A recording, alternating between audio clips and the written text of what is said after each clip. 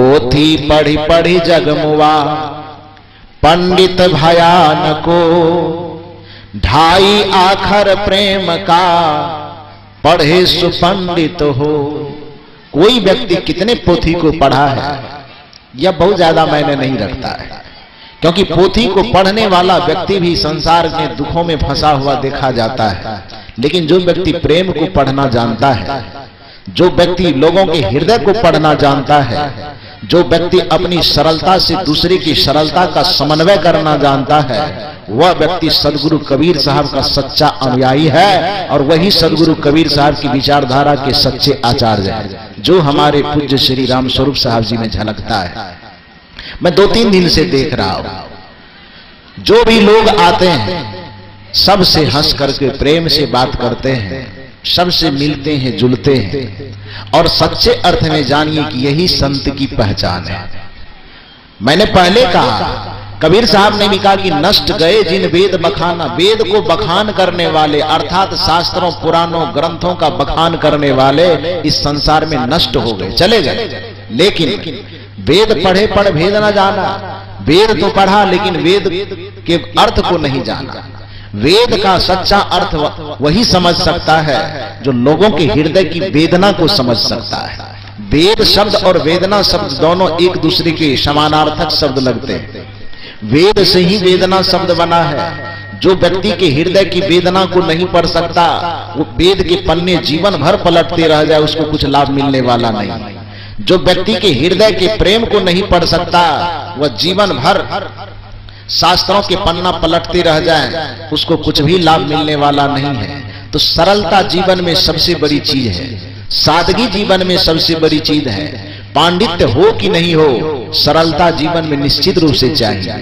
पांडित्य जीवन में हो कि नहीं हो, लेकिन सहजता जीवन में जरूर चाहिए। पांडित्य जीवन में हो कि नहीं हो, निर्मलता जीवन में जरूर चाहिए। यह साधक, ये सत्संगी की यही पहचान है। आज मनुष्य प्रेम को पढ़ना भूल गया है। आज मनुष्य इंसान की करुणा को पढ़ना भूल गया है। आज मनुष्य इंसान की पीड़ा और वेदना को पढ़ना भूल गया है। और जिस दिन तब तक इस धरती पर मनुष्यता नहीं आएगी, जब तक ग्रंथों को तो खूब पढ़ा जाएगा, मंदिरों को खूब पढ़ा जाएगा, पंथ और संप्रदाय को खूब पढ़ा जाएगा, लेकिन मनुष्य के हृदय की वेदना और संवेदना को जब तक नहीं पढ़ा जाएगा, तब तक इस धरती पर सुख का साम्राज्य नहीं आ सकता है। मनुष्य की वेदना को पढ़ना बहुत जरूरी है। और मनोविज्ञान यह कहता है कि मनुष्य की महानता भी इसी में है, मनुष्य की विशेषता भी इसी में है कि वह एक संवेदनशील प्राणी है। संवेदना है तभी आप और हम बैठ करके बात कर रहे हैं। संवेदना होती है हमारे हृदय में तभी हम एक दूसरे के सुख दुख से अवगत हो पाते हैं। संवेदना हमारे हृदय में होती है तभी हम एक दूसरे के सुख में सहभागी, दुख में सहभागी हो पाते हैं। अन्यथा पशु के पास क्या है? पशुओं के पास संवेदना होती है लेकिन बड़ी सूक्ष्म मात्रा में होती है, विकसित संवेदना नहीं होती है। यही कारण है कि आप देखिए जितना मेहनत आप अपने बच्चे को जन्म देने में करते हैं, एक मनुष्य अपने बच्चे को जन्म देने में, पालने और पोषने में जितना मेहनत करता है उससे ज्यादा एक पशु करता है कि नहीं? एक गाय को देखिए आप, जब एक मनुष्य जब बच्चे को जन्म देते हैं, एक मां के गर्भ से जब बच्चा जन्म लेता है तो उसके पास परिवार के 2-4 सदस्य घेरे रहते हैं, उसके पीड़ा में सहभागी होते, उसको संतावना देते। आजकल तो परिवार से भी अलग हट करके हॉस्पिटल में सरकार कहते हैं कि हॉस्पिटल में ले जाओ, वहां डॉक्टर लगे रहते हैं, नर्स लगे रहते हैं। पीड़ा को जितना कम किया जा सके इसकी व्यवस्था की जाती है। लेकिन अपने दरवाजे पर बंधे हुए किसी गाय को आप देखिए, जब एक गाय बच्चा जन्म देती है, और चीज को तो आप देखते नहीं होंगे, लेकिन गाय को अपने दरवाजे पर बच्चा जन्म देते हुए आप जरूर देखते होंगे। तो आप देखिए कि वो जब बच्चे को जन्म देती है तो उसके पास कौन डॉक्टर, कौन सा नर्स, कौन सा हॉस्पिटल खड़ा रहता है क्या? नहीं रहता है। जब वो अपने बच्चे को जन्म देती है, आप बच्चे को जन्म देते तो आपके लिए दाई माई आपकी सुरक्षा संरक्षा के लिए खड़ी रहती है, लगी रहती है। लेकिन एक गाय जब बच्चे को जन्म देती है तो उसके सामने कोई सुरक्षा के लिए नहीं होता है, उसको संतावना देने के लिए उसके पास कोई नहीं होता है। गाय बच्चे को जन्म दी, बच्चा जब जन्म लिया तो उसके शरीर पर जो आवरण है, शरीर पर जो मैल है, उसको खत्म करने के लिए कौन सा नर्स आती है? कोई नर्स आती है क्या? कोई और सहयोगी? तब क्या करती है? गैया अपने जीभ से चाट चाट करके उसके शरीर के जितने मैल होते हैं उसको साफ कर देती है। करती है कि नहीं? गाय करती है ना। तो गाय आपसे ज्यादा मेहनत की कि नहीं? आप जितना मेहनत अपने बच्चे को जन्म देने में करते हैं, आपसे ज्यादा मेहनत एक गाय को, एक पशु को करना पड़ता है अपने बच्चे को जन्म देने में। उसके बाद उसकी सफाई, उसकी सुरक्षा, संरक्षा में मेहनत उसको काफी करनी पड़ती है।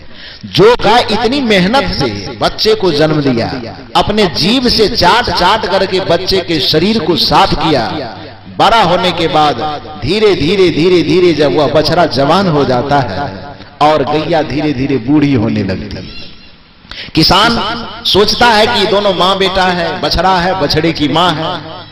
किसान यह सोच करके एक नाद में बछड़ा और गाय दोनों को दो खूंटे में बांध देता है और नाद में हरी भरी घास की कुट्टी काट करके दे देता है खाने के लिए। तो बछड़ा क्या करता है? गैया तो अब चूंकि बूढ़ी हो चुकी है, दांत भी थोड़े कमजोर हो चुके हैं, चबाने में उसको जल्दी जल्दी बनता नहीं है, थोड़ा थोड़ा किसी तरह से टाल टाल करके खाती है गैया। अब बछड़ा है अभी जवान, पूरा एकदम मुंह में जितना लेना चाहिए उससे ज्यादा लेकर के 2-4 बार चबाता है और अंदर दे देता है। अपने आगे के हिस्से की जो घास है, उस घास को बछड़ा जल्दी जल्दी तो खा ही जाता है। गाय के आगे में जो भी घास है, गाय के आगे में भी जो कुट्टी लगी हुई है हरी भरी घास की, बछड़ा क्या करता है? मां के लिए छोड़ देता है। क्या करता है? कैसे खाता है? ऐसे खाता है, पहले मुंह को ऐसे आगे बढ़ा करके, आप लोग ज्यादा देखते होंगे, मुंह को आगे बढ़ा करके खाने की कोशिश करता है। और गाय जरा सा उसमें बाधा डालते, गाय करुण पुकार करके कहती, अरे बेटा ये मेरे हिस्से का है, तुम तो जल्दी जल्दी खा करके अपना पेट भर ही लिया, अब मेरे आगे में मेरे हिस्सा का थोड़ा बहुत बचा है तो खाने दो। तो गाय थोड़ा सा प्रयास करता है कि इसको बचा के रखूं। तो बछड़ा क्या करता है? अपने सींग से मारता है तो जल हट यहां से, और उसके आगे का जितना घास है उसको खींच करके खा जाता है। अभिप्राय यह है कि जिस बछड़े को जन्म दे करके बड़ा करने के लिए, उसके शरीर को साफ रखने के लिए एक गाय अपने जीभ से चाट चाट करके साफ करके इतना बड़ा करता है, फिर भी गाय और बछड़े एक साथ में, मां और बेटे एक साथ में खाने के लिए जब बैठाया जाता है तो बछड़ा अपने हिस्से का तो खाता ही है, अपने मां के भी खाने की बात नहीं सोचता, उसके भी हिस्से का हड़प करके खा जाता है। उसमें गाय यदि बचाने की कोशिश करती है तो उसको 2 सींग मार करके हटो यहां से, और उसके भी आगे के हिस्से की खा जाता है। वह तो पशु है, और पशु की पहचान ही यही है कि उसके पास संवेदना नहीं, उसे पता नहीं है कि ये मेरा माँ है, कि ये मेरा बाप है, कि मेरा नाना है, कि मेरा दादा है। पशु की मजबूरी यह है कि उसके हृदय में संवेदना नाम की कोई चीज नहीं है, और एक मनुष्य के पास भी, मनुष्य के हृदय में उस जानवर वाला भी संस्कार रहे कि सामने में कोई तड़प करके मरता हो, कि सामने में कोई दुख से तड़पता हो, कि सामने में कोई कष्ट से पीड़ित होता हो, फिर भी उसकी सुरक्षा और संरक्षा की बात हम न सोचते हो, उसको सुविधा की बात न सोचते हो, तो हम में और बैल में क्या अंतर रह जाएगा? एक मनुष्य में एक जानवर में क्या अंतर रह जाएगा? जानवर में और मनुष्य में यदि फर्क है तो इतना ही फर्क है कि वो संवेदनहीन प्राणी है और हम एक संवेदनशील प्राणी है। जिसके अंदर में संवेदना नहीं है वह वेद को कितना भी पढ़े उससे कोई फर्क नहीं पड़ता है। हम लोग भजन में गाते हैं, जिसके दिल में दया का खजाना नहीं, राम का नाम लेने से क्या फायदा। जिसके दिल में दया का खजाना न हो, जिसके दिल में प्रेम का खजाना न हो, जिसके दिल में करुणा का खजाना न हो, वो राम का नाम ले, कि वेद का नाम ले, कि मंदिर का नाम ले, कि शास्त्र का नाम ले, कि पुराण का नाम ले, क्या फायदा है भाई? जिसके दिल में दया का खजाना नहीं, राम का नाम लेने से क्या फायदा, दान का हाथ आगे बढ़ाया नहीं, खाली माला हिलाने से क्या फायदा। जिसके दिल में दया का खजाना नहीं, राम का नाम लेने से क्या फायदा। जिसके दिल में करुणा का खजाना नहीं, जिसके दिल में प्रेम का खजाना नहीं, वो किसी भी भगवान का नाम ले, भगवान का नाम लेने से क्या फायदा। क्योंकि भगवान के भी नाम का उसी पर असर पड़ता है जिसका दिल संवेदनशील हो। और यदि दिल आपका पत्थर की तरह कठोर रहा, दिल आपका संवेदना से मरा हुआ रहा, तो आपके ऊपर न तो सत्संग का, न तो आपके ऊपर भगवान के नाम का, न तो आपके ऊपर धर्म का कोई प्रभाव पड़ने वाला है। आप कहे कैसे? कबीर साहब ने इसका उदाहरण दिया है अपने बीजक के अंतर्गत कि ना हरि भजसी न आदत छूटी, शब्द ही समझ सुधारत नाही, आंधर भय यहो की फूटी। उदाहरण कितना सटीक दिया है कि पानी माही पसान की रेखा, ठोकत उठे भभूका, सहस धारा नित उठी जलधारे, फिर सूखे का सूखा। उदाहरण कितना सटीक है। कबीर साहब ने उदाहरण दिया कि एक पत्थर को देखो, पाहन मन पत्थर होता है, पाषाण मन पत्थर होता है। कबीर साहब कहते हैं कि एक पत्थर को देखो, छोटा सा पत्थर जो जिंदा पत्थर है, वो किसी तरह से गंगा नदी में प्रवेश कर, गंगा में चला गया। 100 बरस पहले, 100 बरस पहले गंगा नदी में जो पत्थर गया है, धीरे धीरे धीरे धीरे वो पत्थर बड़ा हो रहा है, क्योंकि जिंदा है, मरा पत्थर नहीं है। तो जीवित पत्थर होने के कारण धीरे धीरे धीरे धीरे वह पत्थर बड़ा बड़ा बड़ा हो रहा है। 100 बरस तक वह गंगा जी के गर्भ में रह गया, गंगा में रह गया, डूबा हुआ पानी में। तो स्वाभाविक है कि थोड़ा बड़ा हो गया। 100 बरस गंगा जी में डूबे रहने के बावजूद भी एक व्यक्ति गया और गंगा के तलहटी से गंगा के गर्भ में जाकर के 40 फीट, 50 फीट, 70 फीट, 100 फीट जितना नीचे में है, पूरा गर्भ में जाकर के वहां से 2 पत्थर निकाल के ले आया। कितना दिन डूबा रहा पानी में? कितना दिन? 100 बरस मान लीजिए, मानने में कोई हर्ज नहीं है। तो 100 बरस तक पानी में डूबा रहा। एक व्यक्ति जाता है, गर्भ से 2 पत्थर निकाल करके लाता है। अभी किनारे पर लाने से 5 सेकेंड नहीं हुआ है, मिनट की बात छोड़ दीजिए, किनारे पर लाने से अभी 5 सेकेंड नहीं हुआ है। और किनारे पर ला करके जब दोनों पत्थर को एक दूसरे से टकराया जाएगा, उससे क्या निकलेगा? गंगा जी के फुहार। पत्थर से क्या निकलेगा? क्या निकलेगा बताइए ना आप। गंगा जी की फुहार निकलेगा ना, सावन की बारिश उससे झड़ेगी ना, क्या निकलेगा उससे? चिंगारी निकलेगी, आग निकलेगी। कबीर साहब उदाहरण देते हैं कि वह पत्थर जो गंगा जी के पेट में, गंगा जल में 100 बरस तक डूबा हुआ रह गया, तो उसमें जल का गुण प्रवेश करना ना चाहिए जी, उसमें जल की फुहार निकलनी चाहिए ना, उसके अंदर से तो सावन की झड़ी उतरनी चाहिए थी। लेकिन 100 बरस गंगा जल में डूबे रहने के बावजूद भी किनारे पर लाया गया।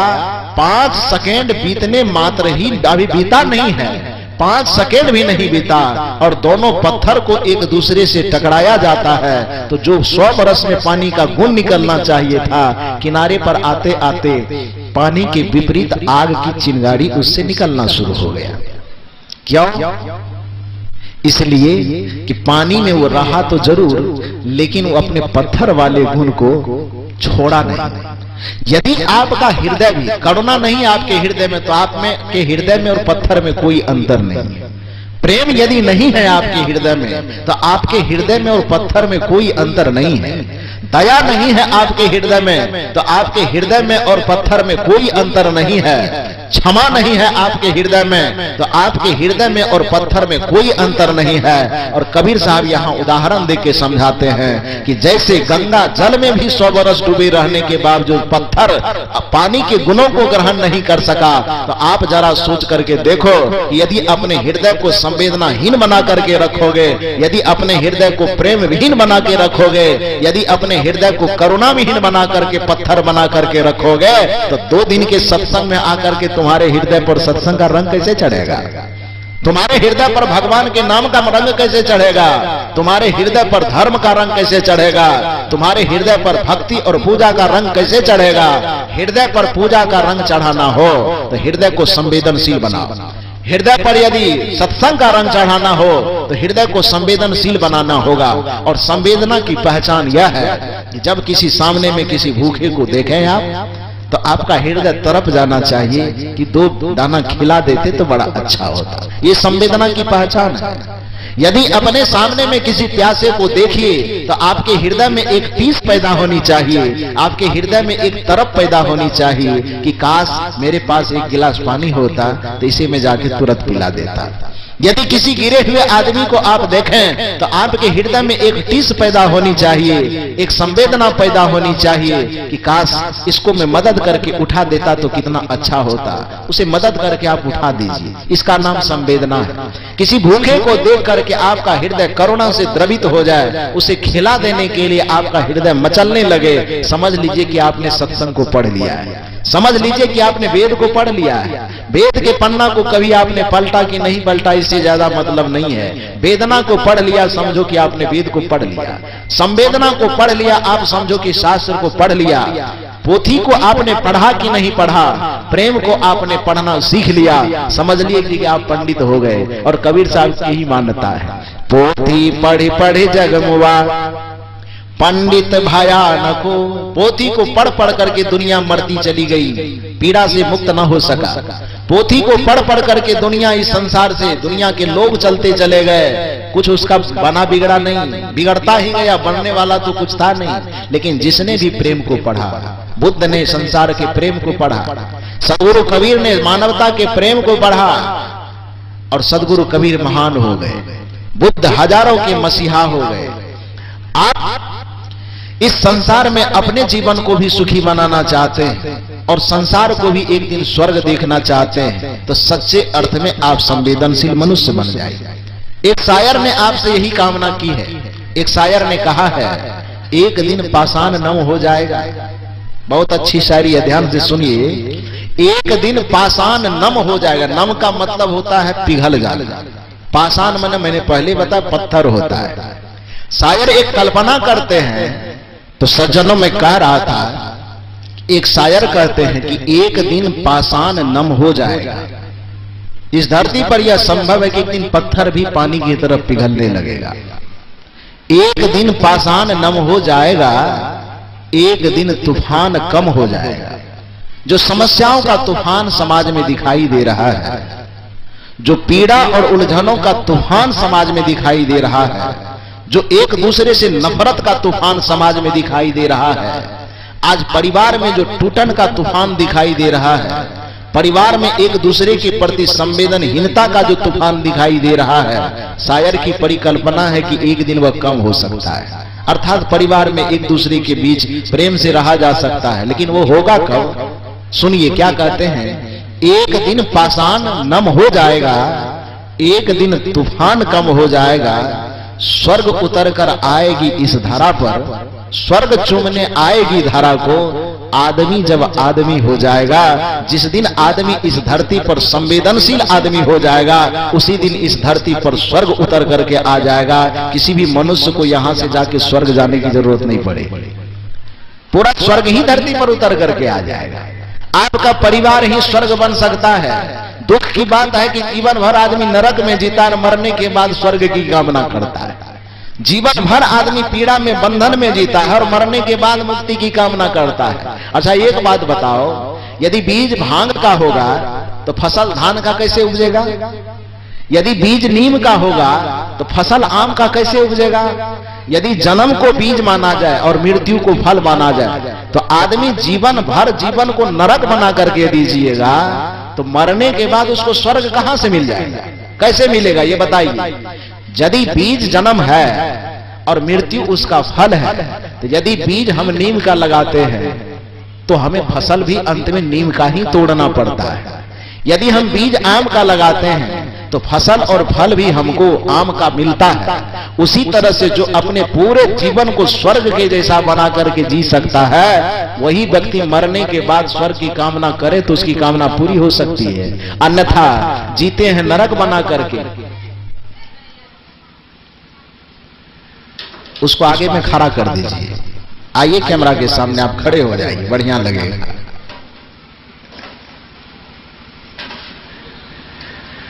बोलिए सदगुरुदेव की। तो कहने का अभिप्राय यह है कि आपका जीवन स्वर्ग के जैसा होना चाहिए, आपका परिवार स्वर्ग के वातावरण में जीना चाहिए, आपका समाज स्वर्ग के वातावरण में जीना चाहिए, और आपका परिवार आपके समाज को स्वर्गमय बनाने का यदि कहीं से कोई विधि मिल सकता है, यदि कहीं से कोई तरीका मिल सकता है, तो बसतपुर सदगुरु कबीर आश्रम से मिल सकता है, सत्संग से मिल सकता है, दूसरी जगह से नहीं मिल सकता है। दूसरा जगह, दुनिया का कोई ऐसा जगह जो आपको लगता तो है कि ये मेरा हित चाहता है, लेकिन एक संत के अलावा, एक सत्संग के अलावा मानव और मानवता का कल्याण कोई नहीं चाहता है। लोगों को लगता है, लोग कहते हैं कि डॉक्टर भगवान है, लोगों को लगता है, लोग कहते हैं कि वकील बहुत बड़ा भगवान है, जज बहुत बड़ा भगवान है। अरे उसके भगवानपना में बहुत बड़ा स्वार्थ छिपा हुआ है। आप कल्पना कीजिए, संत, एक संत ही ऐसे होते हैं जो पूरे संसार, पूरे मानवता, पूरे प्राणी जगत का कल्याण चाहता है। बाकी सब अपना धंधा और पैसा में जीता, कोई किसी का कल्याण नहीं चाहता है। क्योंकि एक डॉक्टर जब उठता है सुबह सुबह, मैं आपसे पूछता हूं, सीधा सवाल है मेरा आपसे, ध्यान से मेरी बातों को सुनिए, उसके बाद गपशप करते रहिएगा। एक डॉक्टर साहब, सीधी सी बात है कि सुबह जगेगा तो जगने के बाद स्नान किया, अपना टाई कोट पहना, क्लिनिक जाने से पहले उसके घर में वो जिस देवी को, देवता को, जिसको मानता हो, भगवान, भैया, भवानी, जिसको भी वो मानता हो, अपने घर में जाता है, भगवान के सामने आंख मूंद करके 10 मिनट तक प्रार्थना करता है। जो प्रार्थना हो उसका, त्वमेव माता पिता त्वमेव। अपना मां को कभी मां कहा कि नहीं, ये तो पता नहीं, लेकिन उसके सामने खड़ा होकर माता पिता सब बनाता है, कोई बात नहीं। बनाया, 10 मिनट तक आंख मूंद करके उसकी जितनी प्रार्थना की जा सकती है उसकी प्रार्थना की, और वरदान में, आशीर्वाद में उससे क्या मांगता है कि हे भगवान, मेरा धंधा थोड़ा बढ़िया से चले तो शाम में आके आपको 1 किलो लड्डू चढ़ा दूंगा।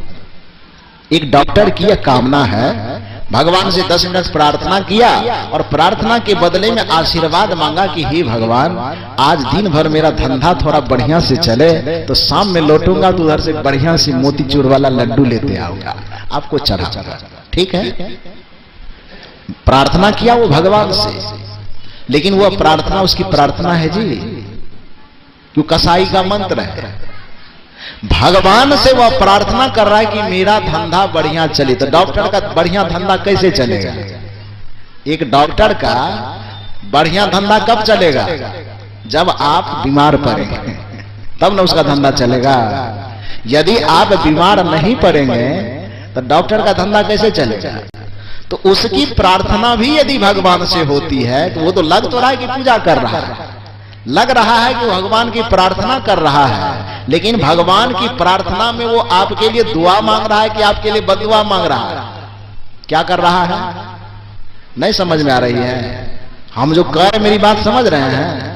भगवान से वह प्रार्थना कर रहा है कि हे भगवान, आप मेरे माता हो, पिता हो, आप ही मेरे भाग विधाता हो, सब चीज हो, आशीर्वाद मुझे यह दीजिए कि मेरा धंधा आज बढ़िया से चलना चाहिए। तो वो मानवता के लिए, समाज के लिए वह भलाई मांग रहा है कि उसका बेड़ा गर्क कर रहा है। क्या मांग रहा है भगवान से? उसके प्रार्थना में भी आपकी तकलीफ छिपी हुई है। वो प्रार्थना कर रहा है भगवान से कि मेरा धंधा बढ़िया चले। इसका मतलब है कि आदमी बढ़िया से जल्दी जल्दी बीमार पड़े तो मेरा हॉस्पिटल भरा रहे। उसकी प्रार्थना में भी आपका दुख छिपा हुआ। भलाई कहाँ चाहता है वो? एक वकील जब सुबह जग करके अपना टाई कोट पहनता है, वकालत के लिए निकलता है, वह भी भगवान के सामने जाता है, प्रार्थना करता है, माता पिता नाना दादा जो भी भगवान को बनाना है बना करके प्रार्थना करता है कि आज मेरा धंधा बढ़िया चलना चाहिए। तो क्या वह वकील आपका हित चाहता है? चाहता है? कोर्ट में तो नहीं है चाहता है, भगवान के मंदिर में खड़ा होकर के भी वह आपका हित नहीं चाह सकता है। वहां वह भगवान से प्रार्थना करता अपने लिए कर रहा है कि मेरा धंधा बढ़िया चले। तो एक वकील का बढ़िया धंधा कब चलेगा? जब आप एक दूसरे का कपाड़ फोड़ते रहिएगा, एक दूसरे को मारते काटते रहिएगा, तब न वकील का धंधा चलेगा। जी चलेगा कि नहीं चलेगा? तो वकील भगवान से प्रार्थना करता है तो उसमें आपका हित नहीं चाहता है, आपको पीड़ा में देखना चाहता है, आपको झगड़ा में देखना चाहता है, आपको वो हमेशा विवाद में देखना चाहता है। आप सोचो कि भगवान के सामने खड़े होकर के भी यदि आपको विवाद और झगड़ा में एक वकील देखना चाहता है तो एक वकील आपका हित कैसे चाह सकता है? एक डॉक्टर चाहता है कि मेरा धंधा चले, अर्थात आप बीमार पड़ते रहो, मेरा धंधा चलता रहे। मुझे संजोग की बात है, जहां पर मैं रहता हूं कहलगांव, भागलपुर जिला के अंतर्गत एक अच्छा शहर है, वहां पर मैं रहता हूं। वैसे मेरा जन्म स्थान मधेपुरा जिला ही पड़ता है और लगभग 12 वर्ष की उम्र में मैं संन्यास मार्ग में आगे 8वां में पढ़ते पढ़ते मैं घर को छोड़ दिया। मैट्रिक की पढ़ाई की इसी में रह करके, आईएससी की पढ़ाई की इसी में रह करके, ग्रेजुएशन किया इसी में रह करके, पीजी हो गया इसी में रह करके, पीएचडी अभी चल रहा है।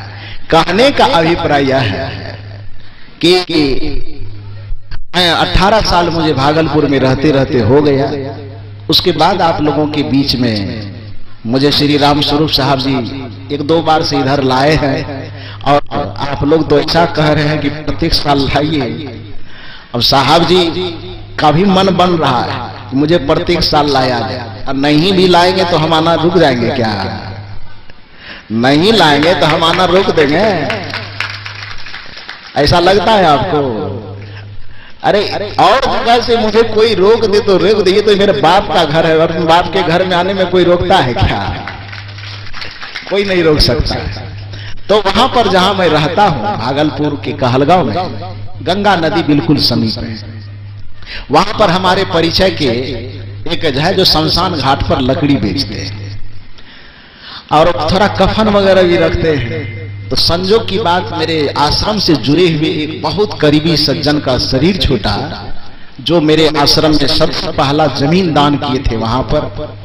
तो चूंकि जैसे साहब जी को ये विरासत में आश्रम मिला है, हालांकि इसको भी बनाने में बहुत परिश्रम साहब जी को लगा है, बहुत मेहनत। मैं क्या जानता हूं, मुझसे ज्यादा आप ही लोग जानते होंगे कितनी मेहनत लगी है। लेकिन जहां मैं रहता हूं वहां पर मैं गया हूं, मेरे द्वारा ही आश्रम बना है, निर्माण हुआ, वहां पहले से कुछ था नहीं। तो जो मुझे सबसे पहला जमीन दान किए थे माता जी का शरीर छूटा था। तो मुझे जैसे मालूम हुआ तो मैं गया श्मशान घाट, सवेरे सवेरे चला गया। तो वो जो लकड़ी बेचने वाला था वो भी बड़ी पहचान का था। गया तो मुझे नहीं ले जाएगा, उसी के दुकान में मुझको बैठा दिया कि बैठिए आप यहीं, कहाँ जाइएगा, थोड़ा जाकर के देख लीजिएगा।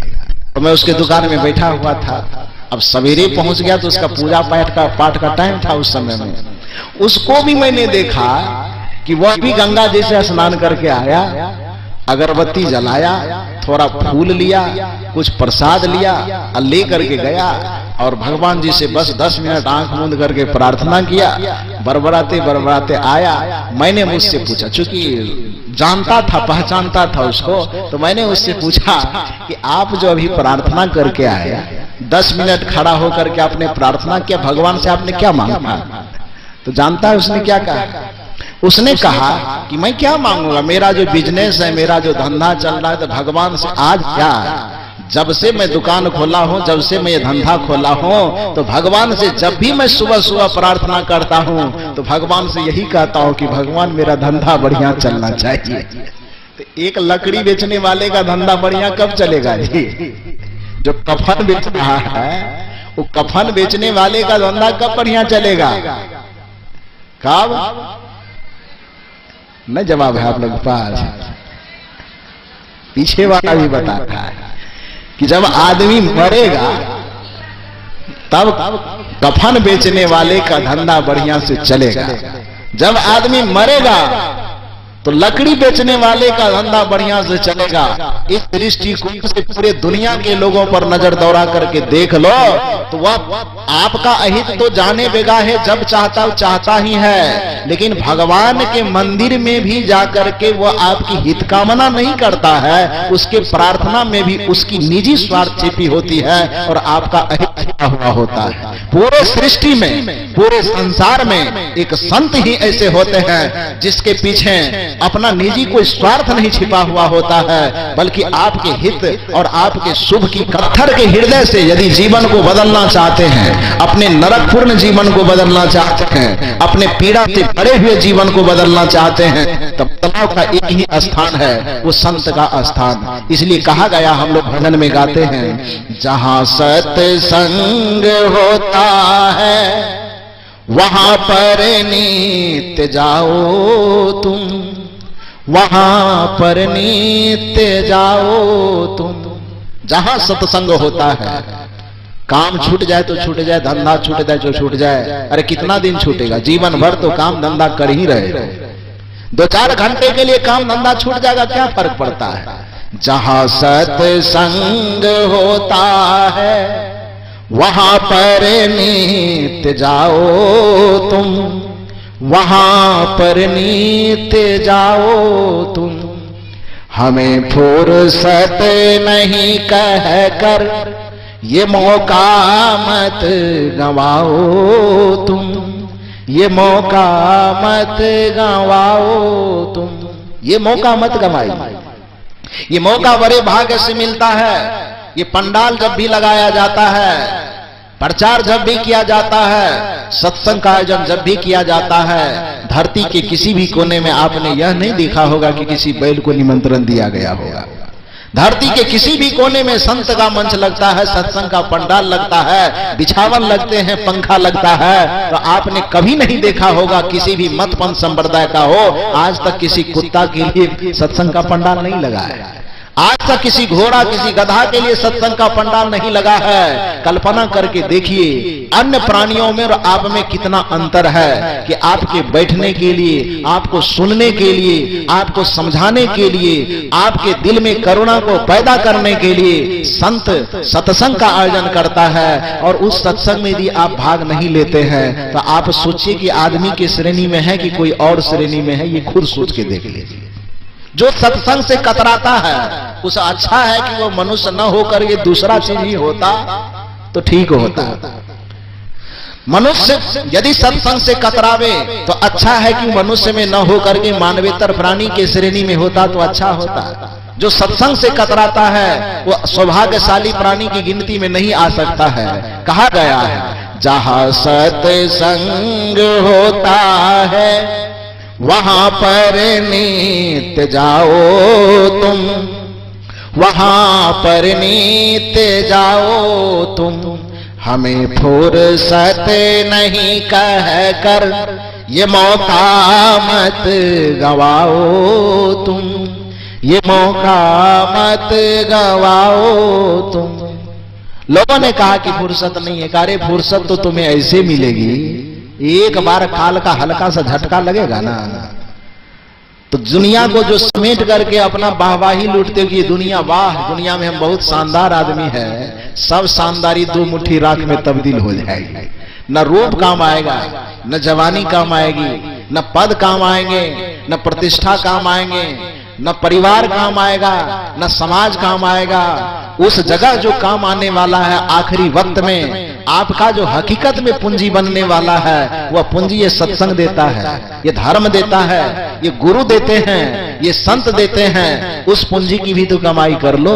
वह पूंजी नहीं कमाओगे तो जीवन में जो नरक से स्वर्ग में बदलाव होना चाहिए, दुख से सुख में बदलाव होना चाहिए, बंधन से मुक्ति में आपका जीवन बदलना चाहिए, वह बदलाव नहीं होगा। वह बदलाव की प्रक्रिया जब भी होती है तो सत्संग में होता है। इसलिए कहा गया है, जरा सत्संग कर देखो कि क्या बदलाव आता है। करके देखो तो सही, जरा सत्संग कर देखो कि क्या बदलाव आता है। कपट सब दूर होता है जीवन निर्मल हो जाता है। आपका हृदय निर्मल हो जाएगा। जरा सत्संग करके देखो। अभी श्री साहब जी क्या सुना रहे थे अपने संस्मरण में कि जो आदमी मारने के लिए ले गया, राइफल ताने हुआ था कि मार देंगे, लेकिन संत की विचारधारा में, संत के प्रभाव में वो ताकत होती है कि वो आदमी क्या हो गया, मारा। क्या बताया, मारा नहीं बल्कि दीक्षा भी ले लिया, खाना भी खिला दिया, और जहां पर ले जाना था, जहां पहुंचाना था, वहां पर पहुंचा भी। यही नहीं सुना ऐसा, यही बात अभी बताया। क्या हुआ, उसके हृदय में जो क्रूरता भर की हुई थी, उसके हृदय में प्रेम कैसे भर गया। जिसके हृदय में मारने के लिए एकदम बंदूक तान दिया था, वह आदमी गुरु का माला कैसे धारण कर लिया। कल्पना कीजिए, उंगली माल की कहानी हम सुनते हैं। कल्पना कीजिए कि हम रत्नाकर की कहानी सुनते हैं, तो रत्नाकर के जीवन में बदलाव कहां से आया था, पीएचडी पास करके। रत्नाकर के जीवन में बदलाव कहां आया था, यूनिवर्सिटी जाकर के। रत्नाकर के उंगली माल के जीवन में यदि कोई परिवर्तन दिखा था, वो दानव से मानव बना था, तो किसी विद्यालय, महाविद्यालय, उच्च विद्यालय, विश्वविद्यालय में जाकर के नहीं, किसी राजनेता के कृपा पाठ करके नहीं। यदि उंगली माल और रत्नाकर दानव से मानव की श्रेणी में आया और मानव की श्रेणी से उठ करके देवत्व की श्रेणी में पहुंचा, तो उसमें सबसे बड़ा कारण था कि बुद्ध का सत्संग उंगली माल ने सुना था, और सप्त ऋषि के सत्संग को रत्नाकर ने सुना था। सत्संग सुनकर के रत्नाकर और उंगलीमाल दानव से मानव बन गया और मानव से भगवान बनने की ओर चल पड़ा। इसीलिए हमें भी सत्संग सुन करके अपने जीवन में बदलाव करना चाहिए। जरा सत्संग कर देखो कि क्या बदलाव आता है। कपट सब दूर होता है, जीवन निर्मल हो जाता है। इसी सत्संग गंगा में सदा डुबकी लगाओ तुम, सदा डुबकी लगाओ तुम। जहां सत्संग होता है वहां पर नित जाओ तुम, वहां पर नित जाओ तुम। जहां सत्संग होता है वहां पर नित्य जाओ तुम। वहां जाने से आपका हृदय संवेदनशील बनेगा। संवेदनशील व्यक्ति ही सच्चे अर्थ में मनुष्य है। संवेदना यदि हृदय से मर जाए तो आपका हृदय होते हुए भी आप पत्थर दिल वाले इंसान हैं, और पत्थर वाला कहीं चला जाए। मैंने उदाहरण दिया कि कबीर साहब ने कहा कि पत्थर 100 वर्ष तक गंगा में डूबे रहने के बावजूद भी गंगा जल का जो गुण है उसको वह ग्रहण नहीं कर पाता है। उसी तरह से यदि आपका हृदय पथरीला बना रहा तो सत्संग में आके भी सत्संग का रंग आपके पास नहीं चढ़ेगा। भगवान के शरण में जाकर के भी भगवान वाला रंग आपके ऊपर नहीं चढ़ेगा। धर्म के शरण में जाकर के भी धर्म का रंग आपके ऊपर नहीं चढ़ेगा। और यदि आप गुणों के रंग को चढ़ाना चाहते हैं, सत्संग के रंग को चढ़ाना चाहते हैं, तो आप अपने हृदय को वेदना से परिपूर्ण, प्रेम से परिपूर्ण और संवेदना से परिपूर्ण बनाइए। यह काम सत्संग के माध्यम से होता है। सौभाग्यशाली हैं आप। मैंने पहले ही कहा कि आपके नजदीक में सदगुरु कबीर साहब का आश्रम है, और उस आश्रम में हमारे श्री राम स्वरूप साहब जी जैसे सरल सहज संत विराजमान हैं, जिसका सानिध्य आप लोगों को मिल रहा है। इसके लिए आप लोग अपने आप को सौभाग्यशाली मानिए और नमन कीजिए श्री राम स्वरूप साहब जी को। सदगुरु से प्रार्थना कीजिए कि श्री राम स्वरूप साहब जी का जीवन लंबा रहे, श्री राम स्वरूप साहब जी स्वस्थ रहें, और श्री राम स्वरूप साहब जी स्वस्थ रहेंगे, लंबी आयु को पाएंगे। तो इसी तरह से आप लोगों को जमा कर करके आप लोगों से धन दान में ले करके अपना भी परमार्थ करेंगे, और आप लोगों से भी परमार्थ करवा करके आपके जीवन और परिवार समाज को स्वर्गमय वातावरण में तब्दील कर देंगे। इसके लिए इनका स्वस्थ रहना और लंबी आयु के साथ जीना परम आवश्यक है। ये आप शुभकामना कीजिए कि इनके जैसे कर्मठ, इनके जैसे क्रांतिकारी, इनके जैसे विचारवान व्यक्ति का समाज में रहना बहुत जरूरी है। मैंने बहुत जगह आश्रमों में देखा है, साधु और महंत हो जाने का मतलब समझता है कि पलंग तोड़ने वाला बने। साधु और महात्मा होने का मतलब समझता है कि खा लें और घोलटते रहे। बहुत जगह मैंने देखा है। और ऐसे लोगों को देख करके लोगों के मन में एक धारणा बन जाती है कि साधु लोग एकदम दही चूड़ा खाने के लिए साधु बनता है। हम लोगों को भी कोई कह देता है कि खाने के लिए नहीं मिलता तो साधु बन जाते। मैंने कहा कि 2-4 दिन मेरे तरह साधु तो बन के, तो ज्यादा नहीं, जिस जगह पर मैं बैठा हुआ हूं मेरे जगह पर आप 10 दिन बैठ करके देखो, आपके माथा का पसीना पैर से न निकलने लगे और पैर का पसीना माथा पे न चढ़ने लगे तो मेरा नाम बदल करके रख देगा। साधु केवल सोने वाला ही नहीं होता है जी, साधु केवल खाने वाला ही नहीं होता है। मुझे क्या परी है, साहब जी क्या कह रहे थे कि मैं जो ये करता हूं मुझे कोई बेटी नहीं ब्याहना है, मैं जो ये करता हूं मुझे कोई घर नहीं बनाना है। आप कल्पना करिए, हम पढ़ने में कोई भूसगोल आदमी नहीं थे, पढ़ने में बहुत तेज तर रहा था, बहुत बढ़िया से जहां भी गए हैं सब जगह टॉपर करते चले गए। भागलपुर में गया, मेरे प्रोफेसर ने कहा कि आपका मैं एडमिशन करूंगा। मैंने कहा कि मेरी शर्त यह है कि मैं कभी कॉलेज नहीं जाऊंगा, क्योंकि कॉलेज का जो वातावरण है मेरे वातावरण से तालमेल नहीं खाएगा। परीक्षा देने में जाऊंगा, शर्त मंजूर है तो बोलिए। प्रोफेसर साहब ने कहा कि आपकी शर्त मैं मानता हूं, मेरी भी शर्त को आप मानिए। मैंने कहा लगाइए, कौन सा शर्त लगाते हैं।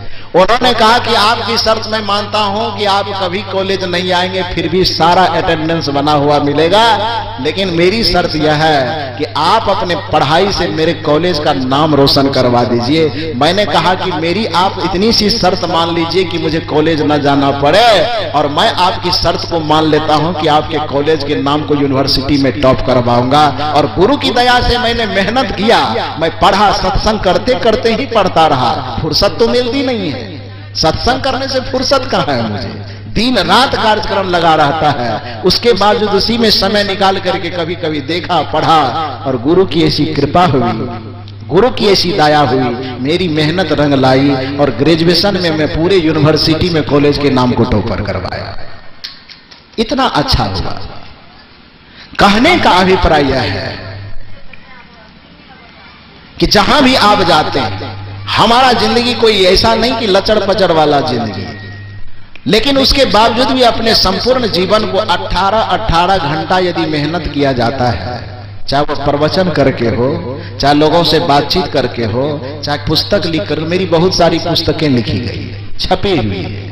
बहुत सारे हमारे प्रबंधक आश्रम के संजय 12 बजे रात तक ये जो कैसेट बन करके जा रहा है यहां से, तो यहां से जाएंगे, फिर एडिटिंग करेगा, उसके बाद जब आश्रम जाते हैं तो आश्रम में एकदम सुबह शाम दिन रात लगे 12 बजे रात तक जग करके उसका एडिटिंग करता है। उसमें जो काटना होता है, जो आप ही लोग तो ज्यादा परेशान करते हैं। 1000 बार समझाया जाता है कि जब कैमरा लगा हो उसके आगे से मत आइए, और जितने बार लोग आते जाते हैं उतना बार आश्रम में इतनी परेशानी होती है उसको ज्वाइंट करने में कि वो अब बता नहीं सकते आपको। और तब आप ही लोगों के ऊपर गुस्सा उठता है, इतना सरिया से कैमरा लगा दिए, और आप आगे में आकर के कभी इधर जाते हो कभी उधर जाते, तो उसको जब वहां कंप्यूटर पर काटना पड़ता है तब आपके लिए दिल से दुआ नहीं निकलती है, बहुत बुरा भावना निकलता है कि कैसा है आदमी है कि बताओ कि समझाने के बावजूद भी बार बार आगे से आता जाता है और हमें परेशानी होती है, प्रवचन वहां डिस्टर्ब हो जाता है। तो खैर लोग धीरे धीरे समझेंगे। कहने का अभिप्राय है कि मेहनत किया जाता है। साधु वह नहीं है जो केवल खा करके सोया हुआ रहे। साधु होने का मतलब अपाहिज होना नहीं होता है, साधु होने का मतलब अपंग होना नहीं होता है, साधु होने का मतलब निकम्मा होना नहीं होता है। साधु होने का मतलब होता है कि खुद सुख से जिए और समाज को भी सुख से जीने का सूत्र देते रहें, खुद भी अपनी क्रांति से अपने जीवन और चरित्र का निर्माण करें, और अपने साधना और परिश्रम के माध्यम से समाज को जगा करके उसके भी चरित्र, उसके भी चिंतन की सुरक्षा करें। ये साधु का कर्तव्य होता है। और इस मामले में आपका यह जो बसतपुर आश्रम है, मैंने जो 2-3 दिन के दरमियान अध्ययन किया है, यहाँ जो भक्तों की लड़ी जुड़ी हुई है, भक्तों की कड़ी जुड़ी हुई देखने को मिलती है, इससे साबित यही होता है कि यहाँ से चरित्र सिखाया जाता है। इससे साबित यह होता है कि यहाँ से चिंतन सिखाया जाता है, यहाँ से प्रेम सिखाया जाता है, यहाँ से करुणा सिखाया जाता है, यहाँ से सहनशीलता और क्षमा सिखाया जाता है। क्योंकि दर्शन शास्त्र यह कहता है कि यदि तुम्हें आसमान में कहीं उड़ता हुआ धुआं दिखाई दे तो तुम्हें समझना चाहिए कि जमीन पर कहीं न कहीं आग जल रही है। यदि आग न जल रही होगी तो आसमान में धुआं कहां से दिखाई देगा भाई। उसी तरह से यदि भक्तों की यह लड़ी, भक्तों की यह परंपरा दिखाई दे रही है, यह प्रमाणित करता है कि राम स्वरूप साहब अपने हृदय को प्रेम से भर करके